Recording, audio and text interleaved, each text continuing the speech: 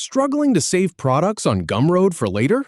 Learn how to add any item to your wish list in under 2 minutes. I'll walk you through the exact steps, from your dashboard to creating a named wish list. Let's get started. Click on the Dashboard option.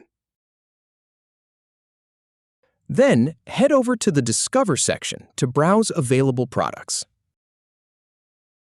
Go ahead and choose a product that catches your eye. Once you've found one, click on the Add to Wishlist button. Now, click on New Wishlist to create a fresh list. Type in a name for your wish list. Finally, click the check mark to confirm, and you're all set.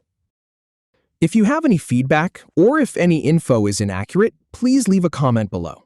We'll do our best to answer or redo the video if needed. Thanks for watching.